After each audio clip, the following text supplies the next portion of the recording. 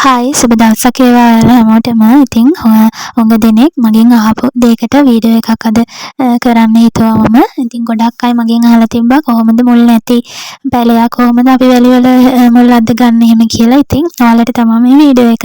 ඉතින් මම පළවෙනි දාලා තිබ්බ කඳ කොටසකින් තමයි මේ පැල දෙකක් ඇවිල්ලා තියෙන්නේ.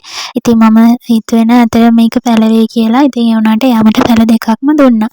ඉතින් මේ පැල දෙක මේ කඳෙන් අයින් කරගෙන අපි බලමු කොහොමද මේක අපි හිටව ගන්න කියලා.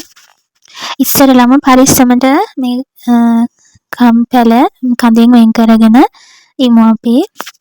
හරි අපි මේ වැඩේ කරන ගමන් ඔයාලා මගේ පේජ් එක ෆලෝ කරන්න අනිවාර්යයෙන් වීඩියෝ එකට ලයික් කරන්න කමෙන්ට් කරන්න කියලා ඔයාලගෙන් ගොඩක් ආදරෙන් ඉල්ලනවා. ඇත්තටම මෙන්න මේ පැලේ නම් හොඳට මුල් තිබ්බා. ඒ වුණාට මම මේක මගේ අතින් පිරිසිදු කරනකොට මේක මුලක් කැඩුනා. ඉතින් මට මේ පැලෙත් හිටවන්න වුණා වැලිවලම. හරි ඊට පස්සේ ඉතින් තියෙන්නේ ඔයාලා ගෙදර වැලි තියනවද? වැලි ගොඩක් තියෙනවා නම් ඒකෙන් වැලි ටිකක් ගන්න. මෙන්න මේ විදිහට අරගෙන මේක දැන් අපිට සෝදලා පිරිසිදු කරගන්න තමයි තියෙන්නේ.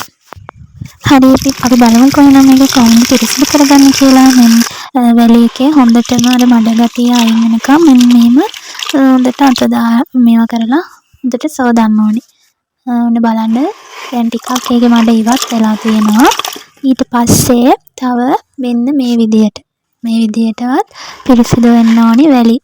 ඔන්න දැන් පැහැදිලි නැති කෙනෙක් ඉන්නවා නම් මේ වීඩියෝ එක සේව් කරගෙන ඔයාලට මේක බලාගෙනම වගේ පැලේ හදන්න පුළුවන්. ඊට පස්සේ මෙන්න මේ වගේ අහක දාන බෝතල් අරගෙන කපලා සිදුරු කරලා තමයි මම මේ අරගෙන තියෙන්නේ. ඒක තමයි මම මේ පැලේ හිටව ගන්න. ඉතින් අර අපි පැලේ අයින් කරගත්ත පැල දෙක තියෙන ඒ දෙක අපි දිව්‍යනාශකවල දානවා. ඉතින් මේ තියෙන්නේ කොණ්ඩිස්. මේකේ දාලා ටික වෙලාවක් තියලා තමයි අපි මේක අර වැලි මාධ්‍යය හිටව ගන්න. ඉතින් අපි දැන් අර කඳ කොටසින් අයින් කරනකොට එතන කැපුමක් තියෙනවනේ. ඒ කැපුමට මම දාලා මේ ගාලා තියෙන අඟුරු. ඉතින් සමහර අය කියුටෙක්ස් ගන්නවා, සමහර අය අඟුරු ගන්නවා. ඉතින් ඒක ඔයාලට කැමති විදිහට කරගන්න පුළුවන්. එහෙනම් ඉතින් මෙන්න මේ මගේ පැල ටික දෙක හදපු. එහෙනම් ඉතින් අර කොළ වේලිලා වගේ තියෙන යව්ව ටිකක් සැර වැඩි හින්දා වෙලා තියෙන්නේ නම් හැමෝටම ලේසි වෙන්න ඕන ඔයාලට වීඩියෝ එකක් මම අරගෙන ආවා. මේ වීඩියෝ එක ඔයාලගේ යාළුවන්ට ෂෙයා කරන්න. ඔයාලත් අනිවාර්යයෙන් මේ විදිහට try කරලා බලන්න. එහෙනම් හැමෝටම බුදු සරණයි. ගොඩක් ආදරේ.